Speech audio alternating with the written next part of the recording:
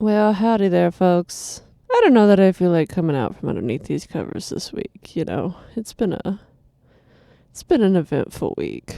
Last week when I filmed the first Autumn Nights episode, I filmed it on a Monday. My plan was to film them on Monday nights to give myself time to edit them throughout the week so that I could be sure to upload them consistently every Friday.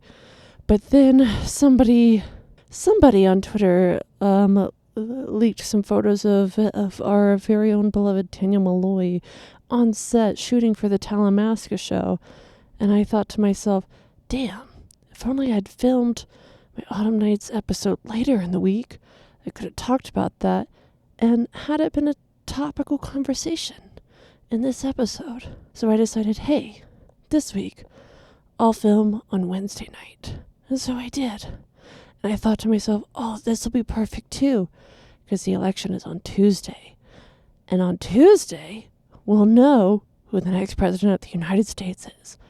And that'll be perfect, because then finally on Wednesday, I can do my victory rounds and rejoice in the fact that I don't have to fucking think about Donald fucking Trump for another 4 fucking years. At which point, God forbid, he might actually keel over and I was going to say rot in the ground, but I don't think his body would rot in the ground. Have you seen how much that man loves McDonald's? He loves it like a fly loves shit. Okay, a bee loves a flower. All right. And that man has got so many goddamn preservatives in his body, he'd outlast a fly encased in amber. Fucking A. Can't even get the joke out. But you know what I'm saying. Mosquito and Amber, Jurassic Park, Abbott Elementary. We all watched that episode this past week. No, that was last week, wasn't it? You see, this is why I should do things on Wednesdays, so I'm more topical. But god damn it, I didn't expect this. I mean, look how hopeful I was dropping off my ballot. Which, can I say, it's just rude that they don't offer stickers at the ballot box. Okay, I did my civic duty. And you know what I'm doing it for? For that lovely piece of sticky paper. I want the sticker. I want to have the Instagram post that tells people I voted, with a little sticker that confirms that I did in fact vote. But when you drop your ballot off at a ballot box early, you don't get a fucking sticker. So now nobody knows that I voted, but I did. And here's the video proof. God damn it. Anyways, how are you guys doing?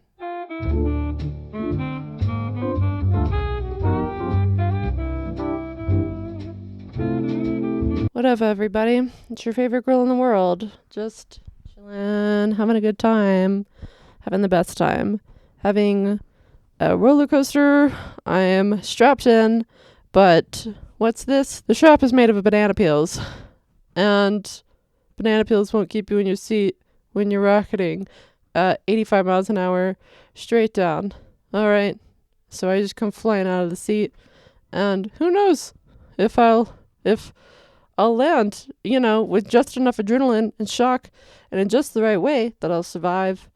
I'll probably just splat into nothing, into jelly that someone can scoop up and spread across bread and eat with some nice butter on their lunch break. Because they can't afford groceries, 'cause the world is going to shit, and who cares about the poor? Anyways, I know what you're thinking. Autumn, what are you drinking tonight? So far, nothing. And that's rude. That needs to be changed immediately. We're going straight vodka tonight. 'Cause might as well get used to it, right? Since you-know-who is just besties with Putin. We love to see it. This country's amazing. So anyways, yeah, I'd written a bunch of notes over the weekend, back when I was a naive little fool expecting that people in this country would make sensible decisions on Tuesday night. Ha! Ha! That shows me. Did I learn a fucking thing from 2016? Nope. Didn't. If you hear music in the background, that's the DVD menu music for When Harry Met Sally. because I've watched it twice today, and who knows, I might watch it for a third time after I'm done filming this video. If you hear the music, pretend you don't, because I'm not shutting it off, because if I do, I'll lose my mind. It's the only thing keeping me sane today. All right? All right. Anyways, let's see if I can just pretend like everything's wonderful and happy and great. Because that's what I try to do normally. I'm an avoider. It's just hard to avoid and be happy right now. But you know what? I will say, I shot this little video when I went on a walk earlier today, and who knows? Maybe in a day's time when I'm editing this, it'll make me feel a little bit better about the world. Maybe it won't.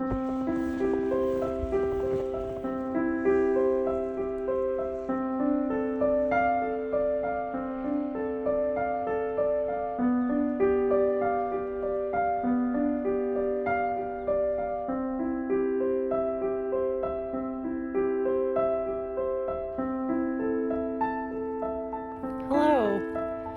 You might be wondering what I'm doing out here in the snow.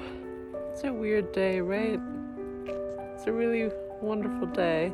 And as I woke up this morning and I looked out my window and saw the first snow this season, I thought it was a fitting start to the day. Because what is winter if not death? And what is now, if not an overwhelming feeling of death? But honestly, now that I'm out here and the refreshing feeling of frozen water just blasting away at my face, I can't help but feel a sense of calm, a sense of wonder at the beauty of the world. Honestly, how could you not look at this and think it's a pretty wonderful place to be? So, feeling a little bit down and defeated today, but onwards and upwards we go.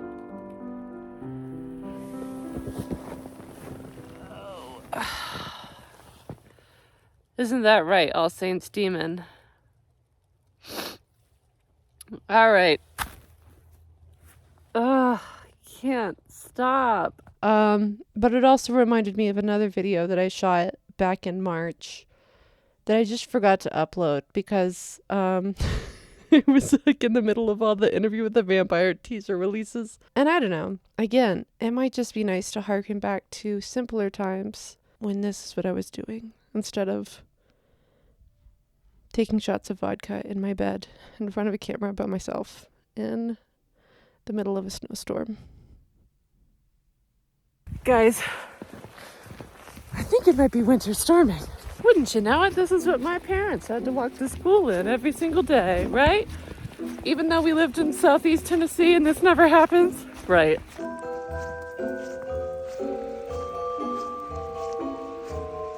Before anyone decides to ask, yes, I'm being careful and being conscientious of trees. I've seen quite a few felled branches, and I've had quite a bit of snow already fall on my head. But I mean, look at that. Is that not like the most magical thing you've ever seen? The answer, no. That's Interview with the Vampire. This is what I'm talking about. You gotta stay away from those trees, man. It's kind of falling in my eyes. This isn't the most pleasant thing in the world. Okay. And can she get up? Can she get up? Oh, yes. For sure. Come on. Ow! Yeah, that's really good. That's really good. Yeah, that looks really, really good. Hey, focus. I kind of look like Gumby a bit. You can't really tell because it's too unfocused, but my snow angel looks like Gumby. It's a snow Gumby.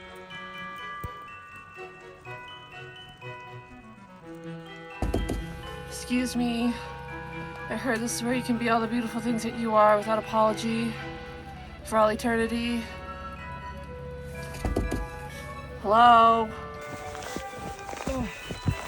There's the sidewalk. Okay. Not that it makes a difference. But, yeah. Kind of woken up in Narnia a bit. Friggin' rip, nerd. I just heard some cracking, so I'm fortunately in the open. Not near any trees. Because, oof, wouldn't that be a bummer? Find me out in the snow. Uncover me 4 days later. This is beautiful.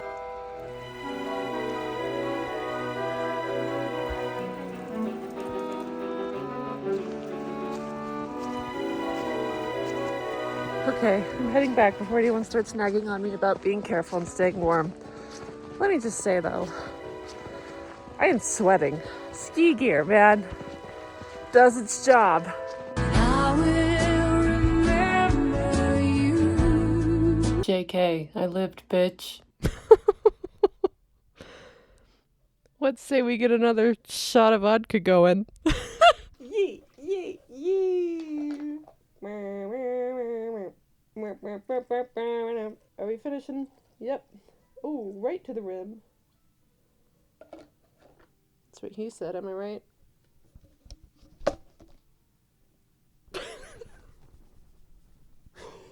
No, Autumn.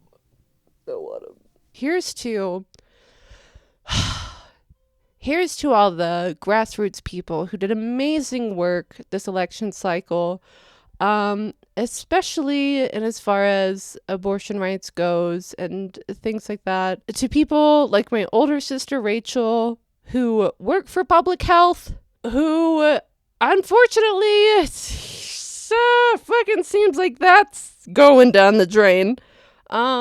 You're doing fantastic work for the people around you, and you care about the people around you. Here's to them. Despite how things turned out, never lose your fire. Cheers to those people who are empathetic and trying to make things better despite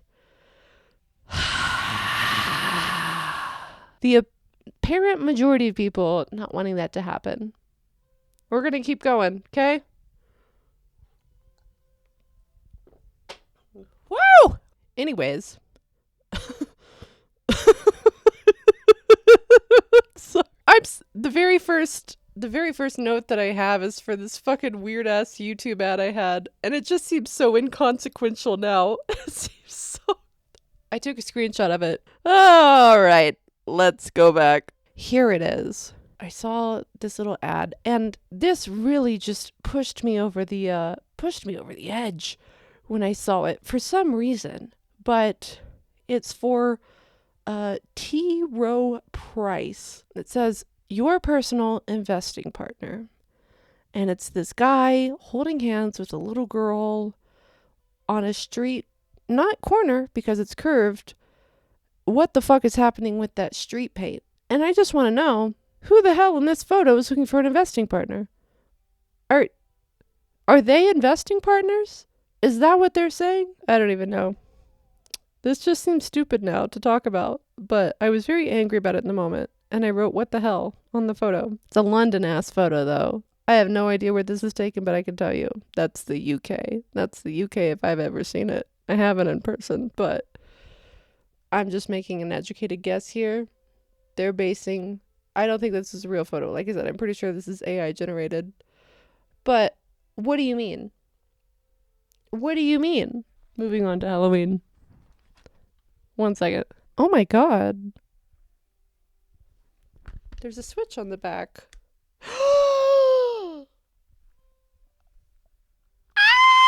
Okay.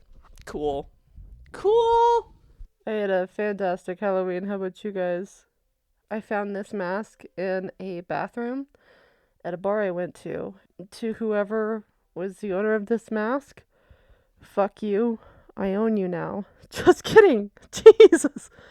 Where'd that come from? That's that second shot of vodka hitting. Listen, what the bathroom is willing to give you when you are drunk, you must be willing to accept. And when I was sitting on that toilet, doing my business, and I looked over and I saw this mask sitting there on the little bar, I said, oh, that is mine for sure. I don't know who your owner was, but your owner is now me. And I am now whoever this is. I'm going to guess like a Mortal Kombat character, and I will be taking out the guts and spines of anybody who looks at me wrong this next week, okay? Because that's just the place that I'm in right now. It kind of stinks, though. I see why they left it behind. It's a little bit hot and nasty, so we're going to set that off to the side. Halloween, though, I dressed up. I had to work on Halloween day, and I dressed up in my Lestat Frankenfurter outfit, and I had a customer come in, and she was like, "Are you going to a party or something after this?" And I said, "No, I might go to a bar for a drink, but I'll probably just head home after work." And she said, no, you look too good, too cute to spend your night in your apartment. You're going to go out tonight, you're going to have more than one drink, and you're going to celebrate Halloween. And if you don't, I'm going to know. And I'm going to find you, and I'm going to haunt you. She didn't necessarily say that, but that was the vibe that she was giving off. And I said, you know what? She's right. So I went to a bar that I don't normally go to. And yeah, I had a drink, and I was the only person in costume there, except for there was a tall predator outside, which was badass. But there was some motherfucker at the bar 2 seats down from me who was complaining about it. "Oh, the predator's not that tall. Why is he so fucking tall? Why is he on fucking stilts? What is he, a predator inbreed? Why the fuck do you need to know? Do you recognize him from a family function or something? Like, Jesus Christ. Where's your sense of childlike wonder? Your imagination?" This guy said, "I'm going to be predator, but I'm going to be tall as shit, just to be more intimidating." And that's fantastic. Can you walk around on stilts? No, you can barely walk around on your own 2 feet, drinking a fucking Modelo in front of the town's best bartender? Are you shitting me? That should get you kicked out of town immediately. Immediately. Why do they even serve drinks in cans and bottles at this bar when they have the best bartender in town working? No. That is an affront. You should at least get draft. God damn. The disrespect to Jin, the best bartender in town, by drinking a bottled Modelo. How fucking dare you? But anyways, I was the only person in the bar who was in a costume. And finally, thank fucking God, this woman comes up, sits down next to me, and she's also in costume. She's talking with the bartender. And I, say to her, thank God that there's somebody else in costume here. So we get to talking. Turns out she's a lovely woman. Her birthday is Halloween. How cool is that? Which is kind of who I want to be. And she was celebrating her birthday. And yeah, we just spent the night together, and it was a really great time. And it's amazing how much people will open up to you when they have a drink or so in them. Not even, but especially when they have a drink or so in them. And she was very open and vulnerable with me about her life and the things that she's experienced in her life. And so I returned that openness and vulnerableness with her by talking on a subject that makes me feel very open and vulnerable, which is Interview with a Vampire on AMC Plus. You got pregnant at 15 and had your first kid at 15. You know who else was a troubled teenager? Claudia from Interview with a Vampire. You might really connect with her. Anyways, you should watch it. Such a fucking hack. But it was a great night. Went dancing, went to a few bars, had a good time. But speaking of Interview with a Vampire, let's get back to that Daniel Talamasca news, right? Somebody snapped some photos of our very own Eric Bogosian, aka Daniel Malloy, on set for the new Talamasca show that's shooting in, is it London or Liverpool, or both? Hi there. Things look a little bit different. They should. I was filming on my DSLR, and I thought that if I would go over 30 minutes, it would just automatically make a file and create a new file and keep recording. Turns out that's not what it does. It just stops recording. So I went on a whole tangent about the Talamasca, and it wasn't recorded. So go me. Yay. So the Talamasca, this is an interesting show, right? It's an interesting show because unlike Interview with the Vampire, which is based off of the Vampire Chronicles, and the Mayfair Witches, which is based off of the Lives of the Mayfair Witches trilogy, it does not have its own book series to base the goings-on of what's going to happen in the show upon. The Talamasca only pops up, fleetingly within the Vampire Chronicles, a little bit more so later on in the series, and has a pretty important presence within the Mayfair Witches, the Lives of the Mayfair Witches. But as I said, they don't have their own dedicated series. They're just kind of side characters filling out the narrative, So I think that this show has presented a very unique opportunity to do a lot of original storytelling, original character creation, stuff like that, which we're already seeing. The main character being a fella named Guy Antole, or is it Guy? I think Guy's the French way to pronounce it. I think he's American, so I'm going with Guy, like Guy Fieri. Are we going to Flavortown? Who's to say? Maybe that's a spooky place, so the Talamasca is going to investigate. We have Elizabeth McGovern, aka Cousin Cora from Downton Abbey fame, playing Helen, whoever that may be. And of course, William Fichtner playing Jasper, who has been described as a mysterious American who's... How's he been described? I don't fucking know. Oh, well, I had that memorized. Why did I think I would know that off the top of my head? And then William Fichtner as Jasper, who we've also seen some fet photos. Yeah, set photos leaked of. Back to that in just a second. But he's been described as a mysterious American who has quietly assumed control and influence over the Talamasca's London mother house. Though his motives and methods are cloaked in shadow, his charm and righteous sense of purpose are as dangerous as the power he's pursuing. And as I said, in the books, the Talamasca is more periphery characters and everything. Their main goal is we watch and we are always here. I think that's what their objective is. They're a very passive organization. Their driving force is not guided by any sort of self-interest. They're kind of like archaeologists of the supernatural realm. They just want to study the supernatural and try to understand how it comes to be, if it is natural, in fact. And I've seen people, rightly point out that they are a passive group. They don't make these like nefarious decisions and stuff like that. That maybe we're alluding to with, especially like this Jasper character or whatever. But I will point out they did have little fleeting moments of shadiness, within the Lives of the Mayfair Witches.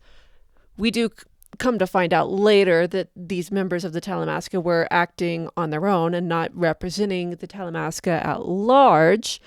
However, they were still seeking to bring Lasher into the world and have him mate with the female Taltos, Tessa, to then create more Taltos so they could observe them and see what they would do within the world. There was selfish interest involved, and they actively played a role in the events that played out, whereas yes, normally they do watch. And even in the Vampire Chronicles, we have at the end of Merrick them making their little bitch-ass statement against the vampires, being like, how dare you turn Merrick?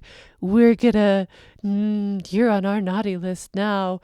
We're coming after you. And I'm like, bitches, try it. You snotty-nosed little nerds. Are you kidding me? What the fuck do you think you could do against vampires? Please. The comedy club is that way, all right? I appreciate you telling me your jokes, but I'm not in the mood. But then, yeah, by the time Blood and Gold came around, they were like, yeah, well, it's fine. We don't like it, and don't do it again, but it's whatever. So there is a little bit of grounding of maybe every now and then them kind of striking out and doing something that's not quite as pure as just scholarly research. However, this is a show. You gotta have conflict to make a show.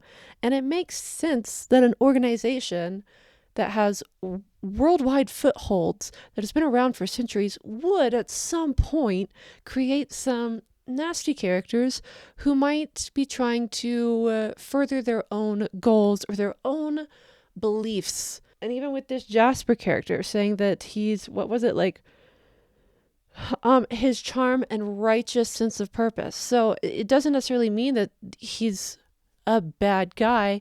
I'm sure he thinks what he's doing is for the greater good, to better understand the world.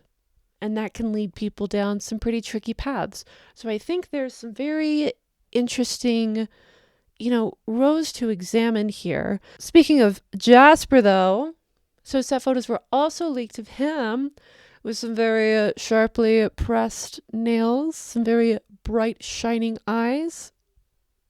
You know what that makes me think? And that's what everybody else is saying, too. Is this dude a vampire? I mean, we did have in episode 3 of Interview with the Vampire Season 2, Raglan did say that people had tried, from his organization, from the Talamasca, had tried to do what Daniel's done, and now they're dead or undead. So maybe this Jasper character has tried to look into vampires, got turned in the process, and maybe is still a part of the Talamasca. Who knows? Maybe he's not a vampire at all. But I'm just saying, those nails and eyes don't lie, but maybe they do. But Daniel being there, obviously, that's the hot ticket item that we're talking about right now. I'm curious if their interest in Daniel and Daniel's presence is in regards to the book. And obviously, Raglan and him kind of teamed up a little bit. Raglan wanted Daniel to ask a few questions in the interview on behalf of the Talamasca. The Talamasca had a hand in the publishing of his book. So if they're just doing a little bit of follow-up on that, maybe try to see where Louis and Armand are. I mean, surely they know where Louis is. He's not hiding. But Armand, maybe they want to figure out where he is. Maybe they're, because Daniel talked in the finale with Louis saying, well, we'll get it right for the next book. And Louis, of course, responds, I'm not doing another book. There never should have been a first book. But maybe the Talamasca is going to reach out to him to be like, hey, so we're getting word about this other vampire across the states who you maybe have heard once or twice his name be mentioned, doing this like crazy rock album. Do you think that you would be interested in doing like a documentary about this guy and setting that up? I don't necessarily think that's the case. Because I don't know. I don't think that this is going to be, obviously there's going to be crossover. I don't think it's going to be MCU level crossover where you need to watch the other show to get important details for the other shows. And also I don't see AMC or even like Rollin and team wanting this show that's AMC's best new show. Okay, it's the best one. That's been very successful critically and within their fan base to introduce storylines in their upcoming pivotal new season within an untested show. So I don't necessarily think that that might be the case, but who knows? Maybe that's just something that they throw out there. I'm just babbling in the wind. That's all I do. That's all I ever do. It's what I'm best at. So with Daniel being in this show, however fleetingly, I'm guessing it's not going to be a lot. I'm guessing it's going to be a little cameo, probably first episode or something to get people's interest or whatever. But maybe not. I could be wrong. But are they interested in him for the information that he can provide on these other vampires, his insight? Or are they interested in him because they know that he's a vampire? Because they know that he's a vampire. I mean, look at him. Are they going to try to get him to, go on record and talk to them about what it's like to be a vampire? I'm going to say he's not going to be into that, but who knows? And Mark Johnson, I think it was for the New York Comic Con or something like that, was talking about the crossover that's going to happen within the Immortal universe. And he said that it's not so much going to happen between Interview with the Vampire and Mayfair, which is, at least at this point in time, cross our fingers, that continues to be the plan. Because I just don't. Blood Canticle was not my fave. We don't need to see that. We don't need to see it. He said the Talamasca is going to kind of be the bridge between those to where it can go, it can have its hand in both of those pots, which, I mean, we've already seen. With the Mayfair Witches, the Talamasca is a very heavy player within that show. I was honestly kind of shocked to read that because when they initially announced that this show is being made, the Talamasca show, I thought that it would kind of follow more directly along the Mayfair Witch's path, just since, as I said, the Talamasca featured so heavily in that show and presumably will continue. I mean, if they follow the path of the books at all, which, I mean, they're not exactly doing, but like, whatever, creative license. They're going to continue to be a main force going forward in that show, whereas they don't have as much interference as far as the vampires go. I mean, I guess that's not entirely true, though, because really, when you think about it, I mean, the culmination of the whole finale and where the whole episode ended was a direct result of Talamasca involvement. But with an Interview with the Vampire, they're just a lot more subtle. It's not as, their interference is not as direct as it is in the Mayfair Witches. So when they started talking about that there would probably be more crossover within Interview with the Vampire and that show, I was surprised because, yes, we have seen the Talamasca pop up in Interview with a Vampire, but not even, their name wasn't even mentioned, okay? Yeah, sure, we saw the logo and stuff, but Raglan James never said specifically that he was from the Talamasca. We know that. We know. But it was just so, it's such a brief insertion there.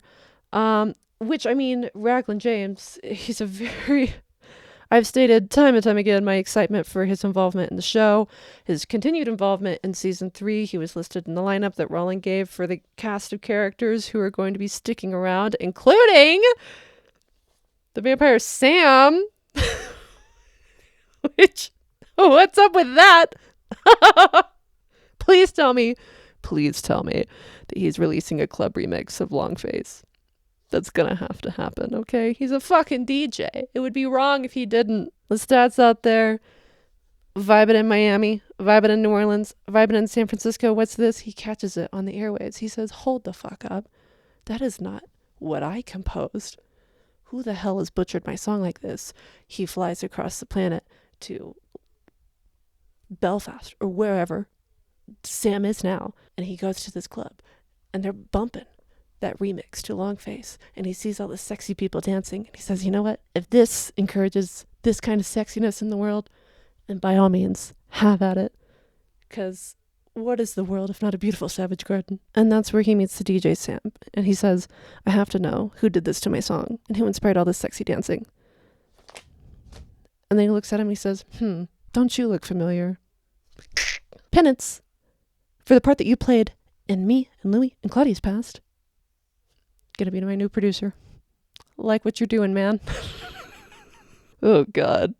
But anyways, it leads to the question, will Raglan James pop up in the Talamasca show? Again, I don't think that it's going to be super heavy crossover just because I don't think that's a good move. I'm not crazy about shows and stuff that do heavy crossover. I don't like feeling like I need to watch another show that I maybe am not as interested in to fully understand plot points and storylines that are happening within the show that I do like. It's a lot more fun when they keep it Easter eggy and very small. So I'm hoping that's kind of what they do, where it's just like, if you watch all the shows, you can say, oh my gosh, and wink to the camera. But otherwise, you're not going to be missing anything that crucial if you don't watch the other shows. But yeah, it would make sense for Raglan to pop up at least once or twice in the Talamasca show, but also I think there's room for him to kind of start to wander off onto his own path in season 3 to follow these vampires more. Obviously, right now, we don't have hardly any details about what the main story of the show is going to be. We're just throwing darts into the air, seeing where they land. Hopefully not on anybody's foot, but if it does, maybe you have something to do with what's going on in the show, and we need to question you more. I'm skeptically optimistic about the show because, as I said, I think it's shows a good head on their shoulders that they're wanting to pursue the vampires a little bit more. Because just in general, I think vampires are very fun creatures to examine. And that's all I'm gonna say on that. And I mean, there's a lot of room just to explore, even outside of vampires and witches, other supernatural phenomenon. I mean, they deal with reincarnation and ghosts and demons and just beings that are not of this world that we don't quite understand. Werewolves, those got a fleeting mention, I think, at one point. So I don't think that they necessarily need to be tied 100% directly to either show. They can do their own thing. I mean, it's essentially like the X-Files, a whole organization that's dedicated to the X-Files. Fox Mulder dream job, and you have funding. Woo! So there's plenty of avenues to explore, even outside of Interview with a Vampire and the Mayfair Witches. And there's avenues to explore in the, ethical aspect of a group that does watch. It's very voyeuristic. I mean, especially as we see within the Vampire Chronicles, they're watching these vampires. They don't sign off on it. When in the Mayfair Witches, they send out people for a while until they tell them to stop because people keep dying whenever they mess around the Mayfair Witches. They don't sign off on it. They don't sign off to being watched. They just are. With the vampires, they go in, they take things from their lives, artwork, diaries, personal items, and carry them away while they're still around, while they're still alive. Sure, they've left that past behind, but does that mean that Talamasca has a right to that property, to examining who they are while they're still on this planet, and can say, I don't want that? There's a lot of ethical examinations to dive into outside of all of the possibilities that studying the supernatural involves. I mean, they got a bunch of psychics, which I think is very fun. The fact that pretty much everybody who works for the Talamasca has some sort of psychic ability. So trying to pull one over on each other would be interesting to watch, and how someone works their way through a system with people who can read minds or talk to ghosts, to figure out the truth of the matter, or see into the future, things like that. There's a lot of interesting possibilities. So we're just going to have to wait and see how it all just shakes on down. And that's what I have to say on that. So, with all that being said, I hope you have a great night. Okay? I hope that maybe somewhere in here... Where did my phone go? Where the fuck did my phone go? Girl, what the hell? What the hell's my phone? What the fuck? I had it in my hand. What the fuck happened to my phone? Where the fuck is my phone?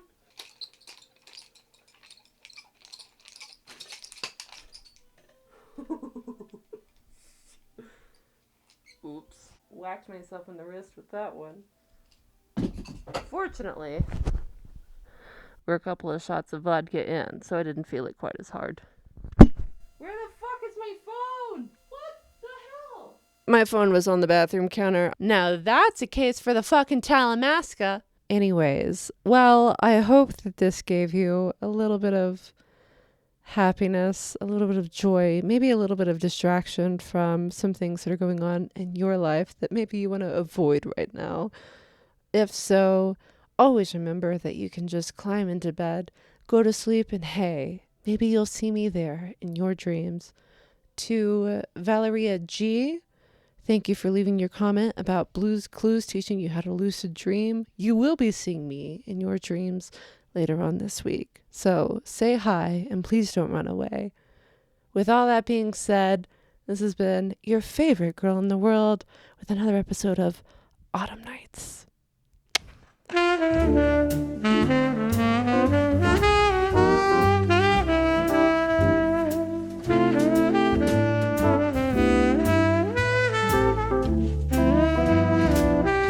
Oh, also, I should say that I am uploading this on my little sister's birthday.